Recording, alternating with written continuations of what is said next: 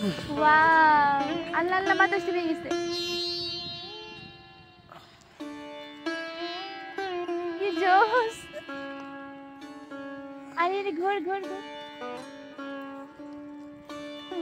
বাতাস আসলে ঝিম ধরে যাবে না, দেখেন এই দেখো।